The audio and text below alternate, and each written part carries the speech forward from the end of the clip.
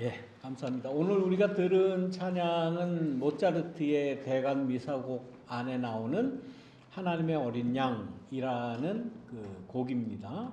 제일 마지막 곡이고, 그다음에 가사 중에 도나 노비스 바체엠이라는 가사가 나중에 나오죠. 그것은 하나님 우리에게 평화를 주소서 하는 그러한 내용의 찬양이었습니다. 감사합니다. 말씀드린 대로 오늘은 예수님의 변화하신 그 모습을 기념하는 그러한 주일입니다. 예수님의 모습이 변했다라는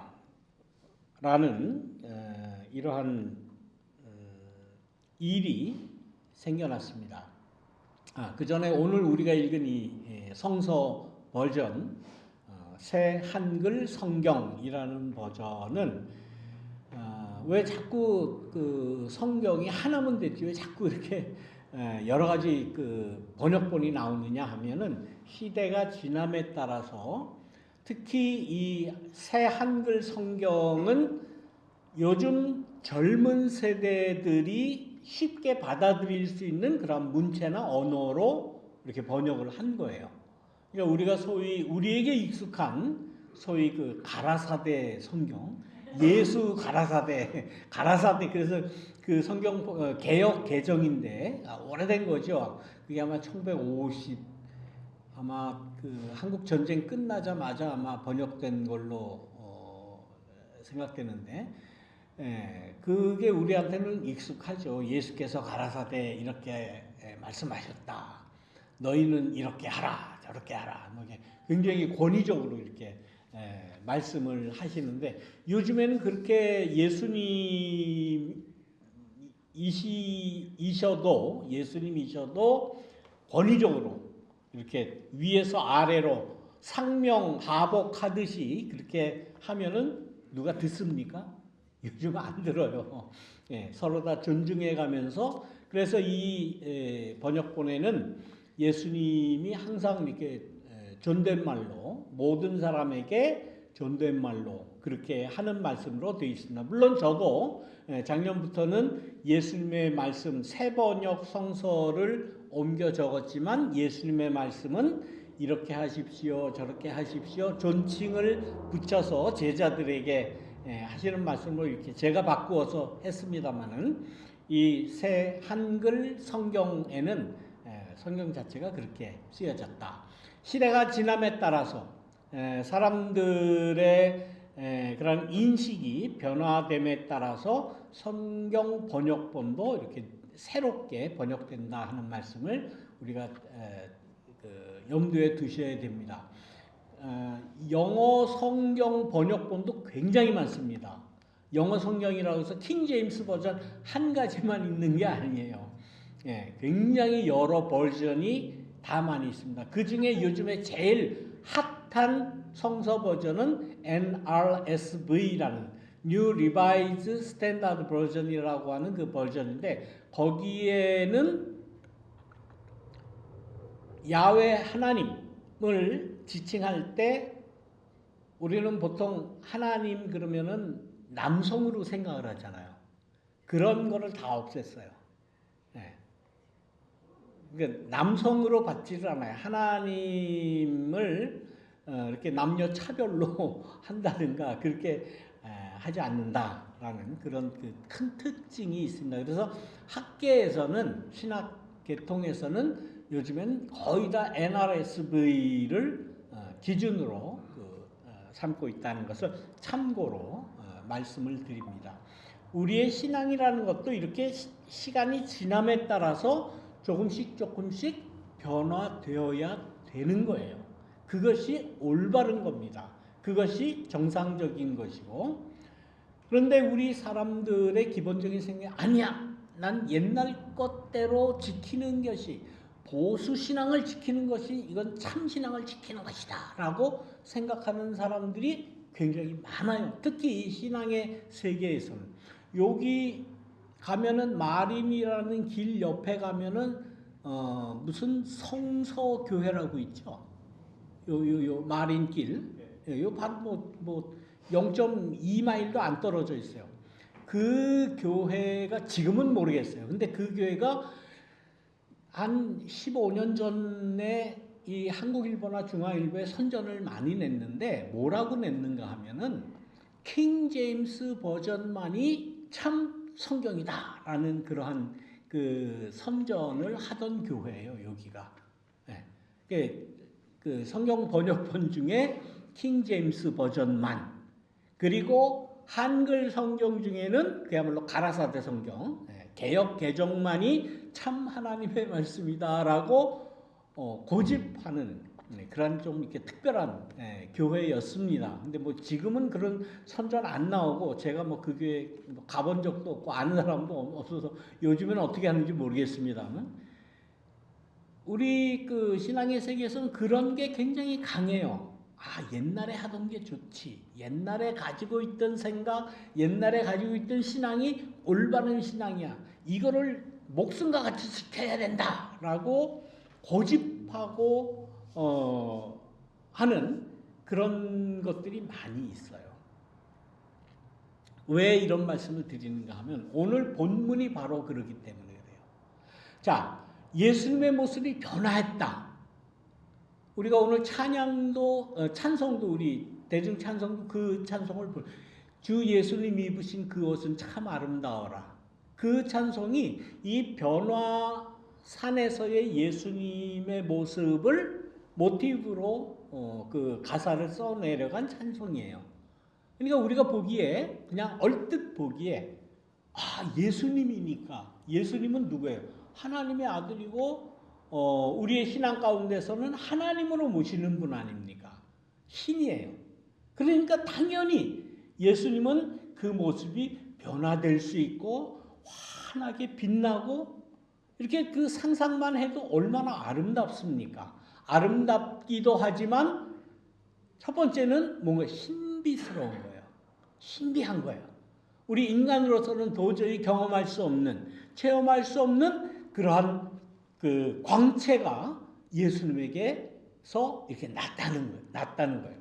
그래서 서양의 미술사를 보면은 예수님을 나타낸 그림에는 항상 뭐가 있습니까? 예수님의 머리 위에 이렇게 둥그렇게 후광을 그리죠. 그래서 아, 예수님은 이렇게 빛이 나시는 분이다라는 그러한 그 미술 그 작품들이 굉장히 많이 있습니다. 그러나 과연 실제 그랬을까?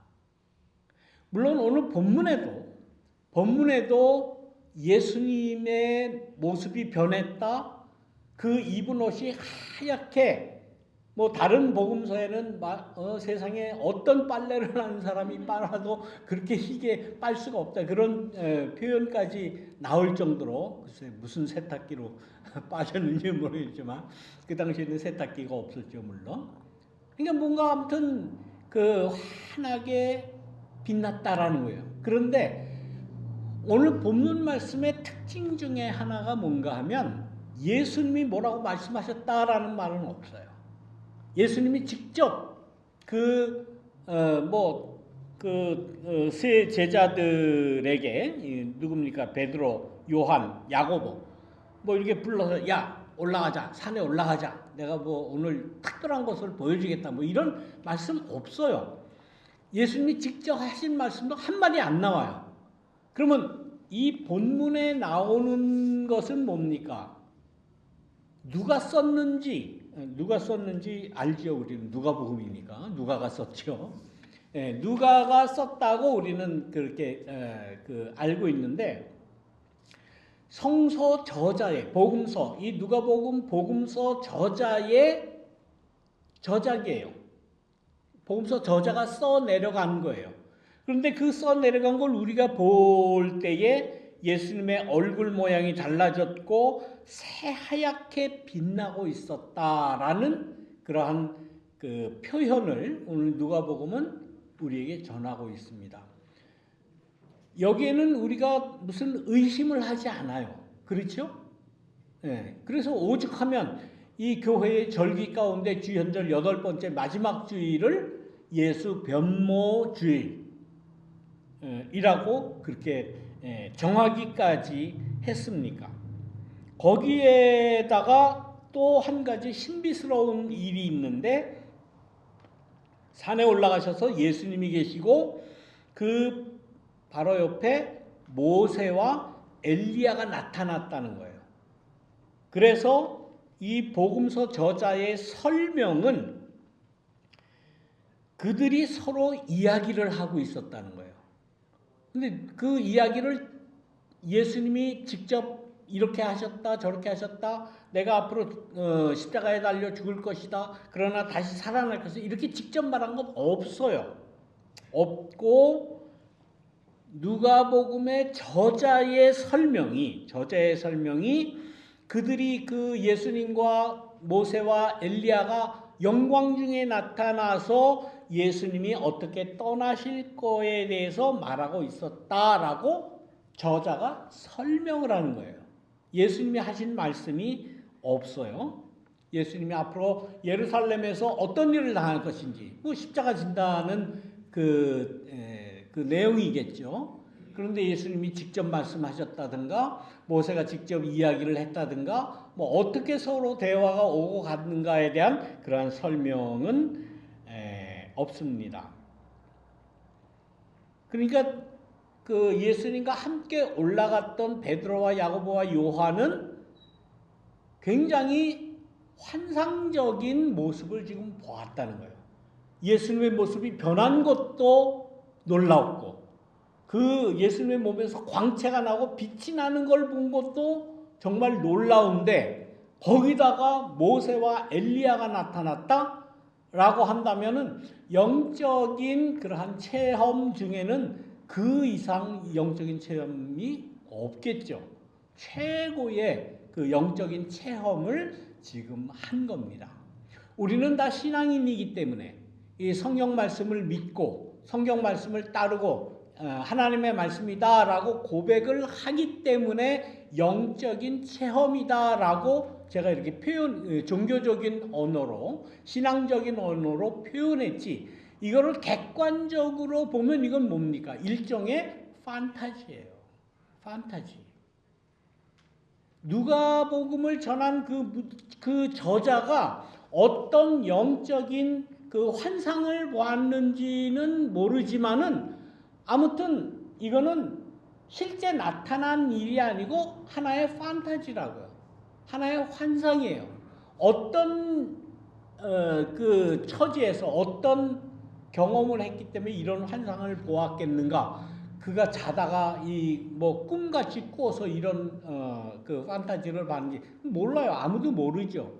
그런데 어쨌든 간에 이 일에 대해서 우리 신앙을 가진 사람들은 그야말로 추호도 의심을 하지 않습니다. 예수님이 베드로, 야고보, 요한 데리고 산에 올라가셨겠지. 믿어요. 올라갔는데 예수님의 모습이 변하고 환하게 빛이 나고 그랬겠지. 당연히 예수님은 신이시니까 하나님이시니까.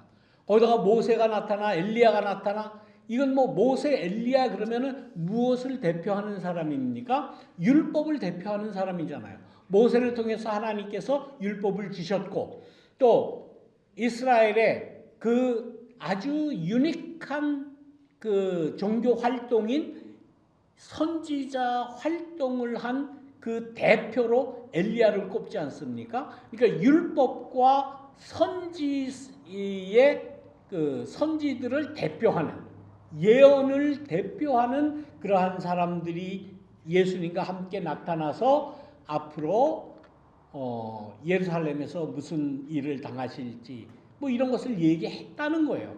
그런 설명입니다. 근데 이것을 보면은 실제 이거를 증명할 길은 없어요. 요즘에 같으면 아마 그 핸드폰으로 아마 그 광경을 찍었겠지요. 근데 옛날에 그런 것도 없고 단지 누가복음의 저자인 성서 저자가 전하는 이 판타지를 아니면 이 영적인 체험을 이 spiritualite 그 팩트를 우리는 전해 듣고 우리는 그대로 그냥 믿음 안에서 받아들이는 겁니다.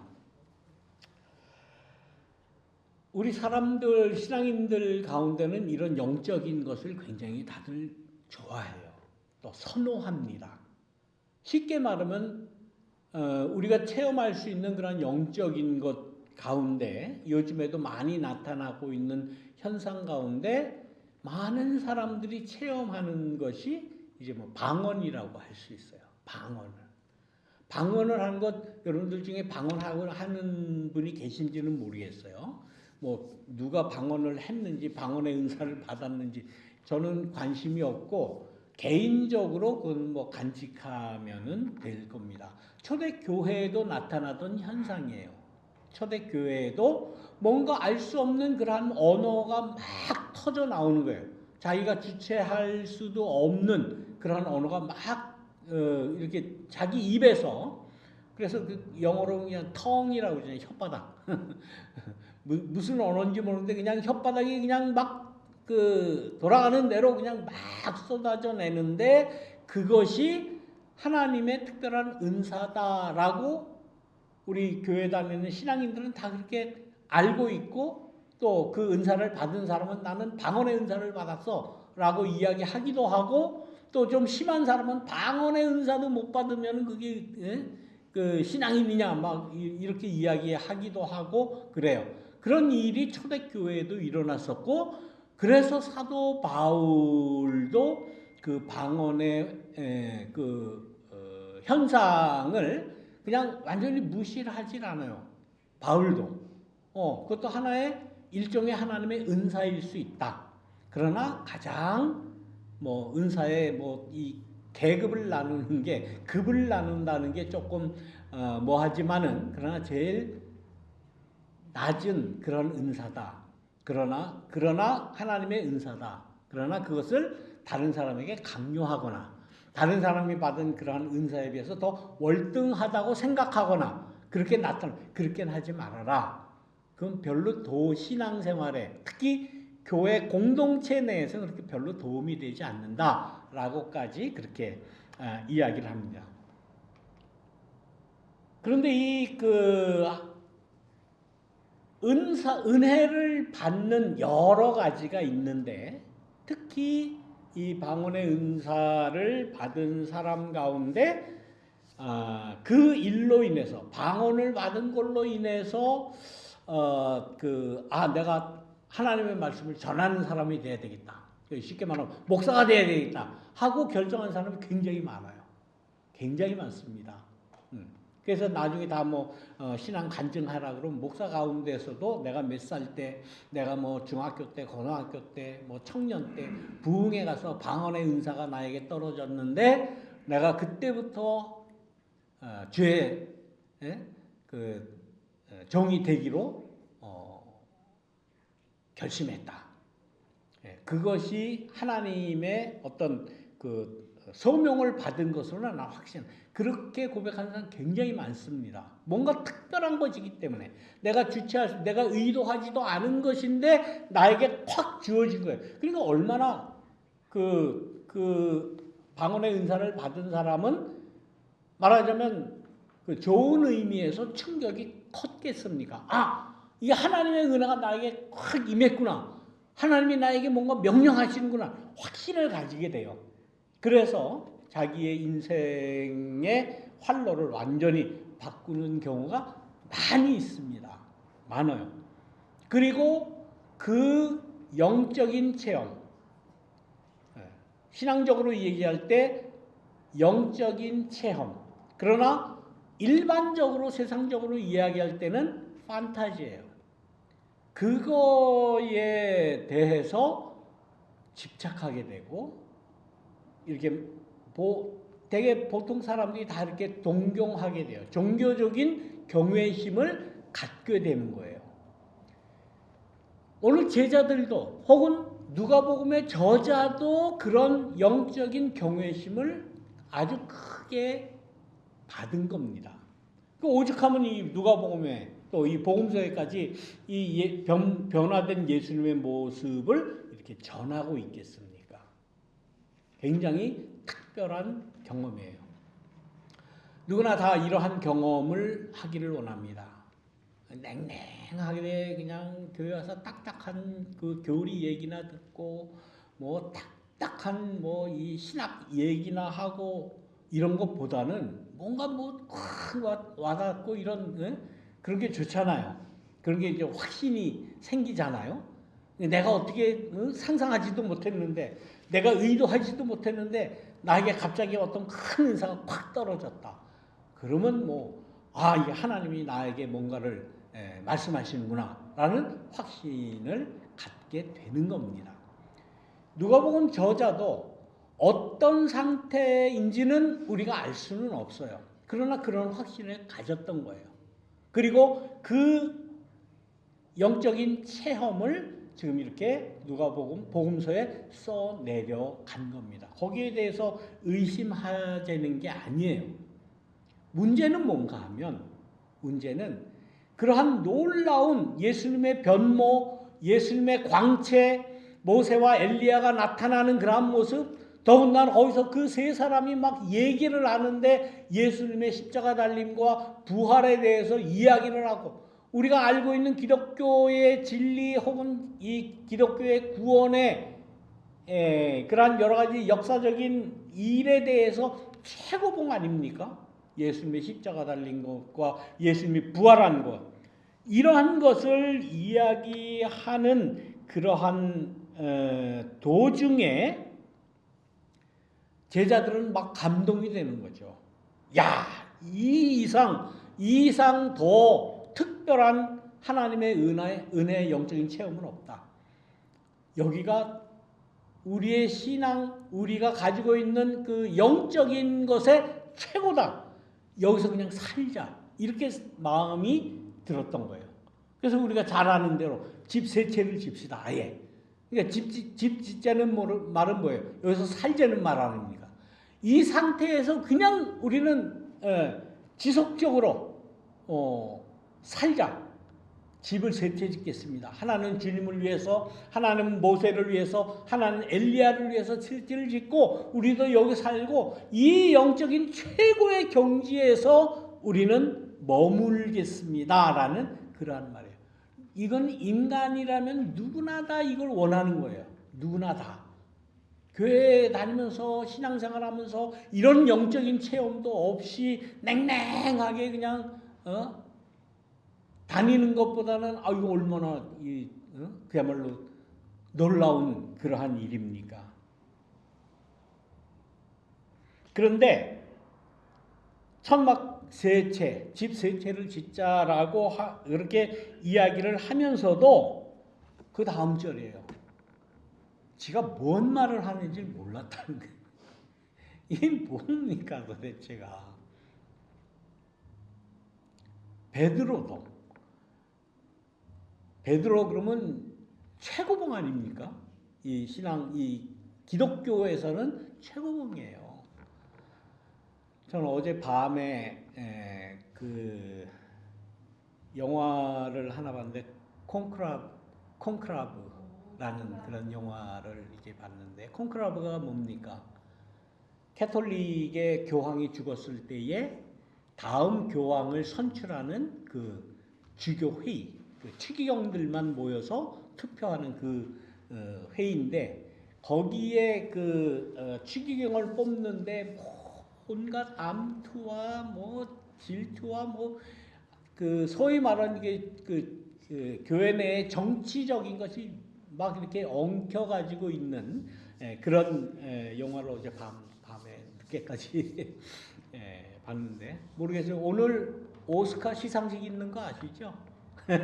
예, 오스카 그 헐리우드 영화 최고 시상식이죠. 거기 지금 콘클라브가 이제 나미네이트 됐어요. 그래서 뭐 작품상을 받을래는지 안 받을래는지 모르겠습니다만은 제가 보기엔 워낙 좀 대중성이 떨어져서 모르겠어요. 그거와는 관계없이 그 영화에도 나오지만 그 로마에 있는 그 성 베드로 성당 정말 세계 최고의 그러한 그 기독교 성전 아닙니까? 거기에 최고의 수장이라고 하면은 뭐 이루 말할 수도 없죠. 그 성 베드로 성당이 왜 성 베드로 성당인가 하면 성 베드로 성당 가운데 있는 큰 그 제대라고 그러죠. 제사를 드리는 우리 개신교를 보면 이게 요 강대상이요. 그 제대 아래에 베드로의 무덤이 있는 거예요. 대부분의 성당은 다 성인들의 무덤 위에 이렇게 교회를 이렇게 짓게 그렇게 돼 있습니다. 그래서 성 베드로 성당 그 제대 가장 중심의 제대 아래에는 베드로의 무덤이 있다라고 이제 그들은 주장을 하는 겁니다. 한국의 뭐 대부분의 성당도 대부분 그래요. 명동 성당 있잖아요. 명동 성당도 거기 그 처음에 캐톨릭을 전한 신부들의 뭐 3명인가 4명인가 그 무덤이 그 아래에 있는 겁니다. 그래야 그것이 성지가 되는 것이고 성당이 되는 거예요. 어쨌든 이 베드로 하면은 지금 베드로를 설명하다 옆으로 갔는데 베드로 하면은 우리 그 기독교에서는 최고의 그야말로 성인 아닙니까? 최고의 성인. 이 최고의 성인이 지금 지가 뭔 얘기를 하는지 모른다는 거예요. 누가복음에 전하는 말씀. 이게 성경 말씀이잖아요. 얼마나 중요한 얘기입니까? 예수님이 계시고 모세가 있고 엘리야가 있고 거기다가 또 베드로는 거기다가 뭐라고 얘기하나 집 셋째를 짓고 여기다가 그냥 그냥 이 영적인 이 체험 여기에 머무릅시다. 여기에 삽시다라고 셋째를 짓자고 그러한 그 중요한 얘기인데 성서는 베드로가 뭔 말을 했는지 자기도 모른다는 거예요. 이걸 어떻게 해석을 해야 됩니까? 나중에 그 교회, 그 기독교를 이루었던 그 예수님의 제자 또 그 제자들이 키워낸 많은 성도들은 이 말씀과 같이 이 변화산상에서의 베드로의 이야기한 것 같이 베드로의 무덤 위에다가 뭘 세웠어요? 성 베드로 성당을 세운 거예요. 그리고 지금까지 전 세계 사람들이 거기를 꼭 뭐 특히 뭐 캐톨릭 교인들은 반드시 가봐야 된다라고 생각을 해요. 뭐 돈이 없어서 못 가겠지만은 대부분의 사람들이 다 이태리 여행을 원하잖아요. 유럽 여행. 그러면 유럽 여행 그러면 뭐 두말할 것도 없이 이태리 간다 그러면 뭐 어딥니까? 로마에 가서 성 베드로 성당 구경하는 것 아닙니까? 역사적으로 모든 크리스찬들이 다 가기를 원하고 크리스찬이 아니어도 전 세계 사람들이 다 가기를 원하는 그 베드로 성당, 베드로의 묘가 있는 그 성당에 가기를 원하는 그 일을 베드로는 그 신앙의 후손들이 이루어 준 거예요. 집을 셋째 집시다. 베드로를 위해서 그 예수와 엘리야나 모세를 위해서가 아니라 베드로를 위해서 베드로 성당을 지었어요. 기념하느라고. 그런데 성서에 나오는 이 베드로의 집을 셋째 짓자라고 하는 그 의도는 베드로 자기 자신도 뭔 말을 하는지 모르고 이야기를 했다라는 겁니다. 그리고는 베드로가 그 이야기를 할 때에 그 빛이 나고 변화된 그 영광스러운 모습이 온데간데 다 없어졌다는 거예요. 갑자기 구름이 나타나 먹구름이 나타나 그 산 위를 휘 덮었다. 아무것도 보이지 않았다. 그러면서 그 구름 속에서 제자들이 두려워할 수밖에 없죠. 이게 갑자기 이게 빛이 예수님한테 빛이 나고 모세와 엘리야가 나타나고 이 영적인 체험이 갑자기 먹구름이 끼더니 아무것도 안 보이고는 그 구름 속에서 소리가 나는데 이는 내 아들이다. 내가 그를 선택했다. 너희는 그의 말을 들어라. 라는 음성이 들렸다는 거예요.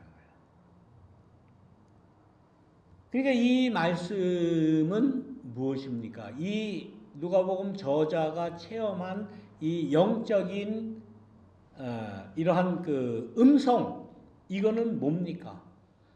다른 거 다 좀 극단적으로 얘기하면 필요 없다는 거예요. 모세고 엘리야고 뭐 빛이 나고 뭐 환상적이고 영적인 뭐 체험 다 필요 없다. 다 필요 없어. 단지 예수의 말을 들어라. 예수가 하신 그 복음의 말씀을 들여라. 복음의 말씀이라는 건 뭡니까? 예수님의 탄생, 예수님의 그 공생활, 예수님이 하신 복음의 말씀, 예수님의 십자가 달림, 예수님의 고난, 그리고 예수님의 부활, 그리고 승천, 예수님에 관한 모든 것, 예수에게만 집중하라는 말이에요. 예수의 말만 들어라, 너희는. 기독교라고 하는 것이 이 쓰잘데기 없는 것에 얼마나 많이 신경을 씁니까, 지금? 저는 어제 그 콘클라브 그 영화를 보면서도, 아니, 전 뭐 좀 입이 거치니까, 뭐 또, 저도 목사니까, 뭐 목사나 신부나 뭐 거기서 거기지, 뭐 신부는 더 높고, 뭐 목사는 더 낮고 그런 거 아니잖아요. 다, 저것들은 왜 저러나? 라는 생각이 들. 모자 쓰고, 옷 한 번, 추기경이 옷 한 번 입으려면은 두 사람이 와서 다 도와줘야 돼요. 혼자 못 입어요, 그거. 그 영화에 다 나옵니다. 뭐 안에 속옷 입고 뭐 하고 뭐 저 줄로 갖다 달아매고 모자도 또 씌워져요. 모자도 그 하나 쓰는 게 아닙니다. 안에 이 저 빵떡 같은 모자 쓰고는 그 위에 뭐 이렇게 각으로 된 모자 또 쓰고 뭐 지팽이 들고 뭐 하고 뭐 그걸 볼 때 저것들은 저 왜 저러나 도대체가 저런다고 무슨 자기네 나름대로는 뭐 의미를 찾겠죠. 아, 이건 무슨 의미로 뭐 이런 옷을 입는 거고, 무슨 의미로 뭐 지팡이를 짚고, 무슨 의미로 모자를 쓰고, 다 의미를 부여를 할 거예요. 그 의미가 무슨 소용이 있느냐고요. 저는 주로 그냥 아무거나 입지 않습니까? 전 넥타이 매기도 싫어요, 이제는. 편하게 그냥 이렇게 입어요. 뭐 줄선 바지도 이제는 싫어요. 그냥 면바지도 있고 청바지도 있고 그렇게 하고 이렇게 쓰잖아요. 그게 뭐를 얘기하느냐가 중요한 거지, 뭐를 선포하느냐가 중요한 거지, 무슨 옷을 입고, 목사가 넥타이도 안 매고, 뭐, 목사가, 양복도 안 입고, 자켓도 안 걸치고 올라온다고. 제가 어렸을 때 제 다니던 교회의 목사님이, 어느 장로님이 대중 이제 예배 기도를 하는데, 지금 다 올라와서 하잖아요. 근데 그때는 이 단에 올라오는 것이 큰 어떤 그 교회에서 특권이었어요. 아무나 못 올라와요. 특히 여자가 어디 단에 올라와. 뭐 그런 얘기가 막 있던 그러한 때예요. 근데 어떤 장남이 이제 설날 돼서 이제 옛날에는 또 춥기도 하고 설날 때는 다 한복 입잖아요. 한복을 입는데 한복 입고 그 한복 이 겉에 두루마기라고 그러죠. 이게 긴 거. 두루마기를 안 입고 그냥 마고자만 하고 올라온 거예요. 그러니까 이제 한복에서 정복이라고 하면은 두루마기를 입어야 됩니다. 그건 이제 한복 입는 법이에요.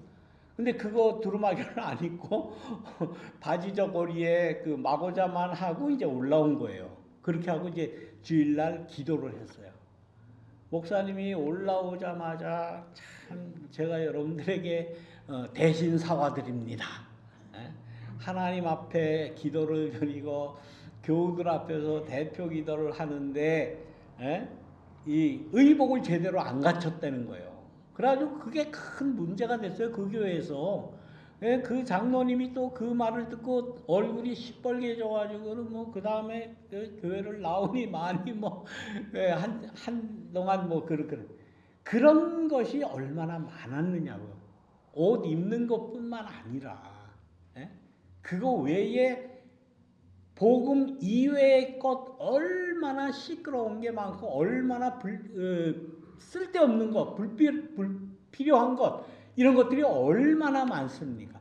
오늘 구름 가운데 나타나서 하신 이 말씀 이것이 그 핵심이에요. 다른 거 다 필요 필요 없다. 심지어는 모세도 필요 없어. 야, 엘리야도 필요 없어. 이는 내 사랑, 내 아들이다. 내가 그를 선택했고 너희는 그의 말을 들어라. 그리고 소리가 났을 때에 눈을 다시 떠보니 오직 예수님뿐이었다라는 그러한 말씀이에요. 그래서 오늘 이 절기의 이름 예수 변모주일이라고 하는 예수님이 변화했던 그 변화산에서의 모습을 기념하는 것은 사실은 이름이 조금 왜곡된 거죠. 이름이 좀 잘못된 거예요. Transfiguration of the Lord, 주님 변모 주일이라는 것. 아니 예수님이 변했으면 so what? 뭐 빛이 나게 보였겠지. 영적인 어떤 판타지가 사람들에겐 보이거든요. 보일 수 있어요. 아니 예수님이 뭐 환하게 변했으면 뭐 변한 거지. 그 뭐 그렇게 우리에게 의미가 있을까?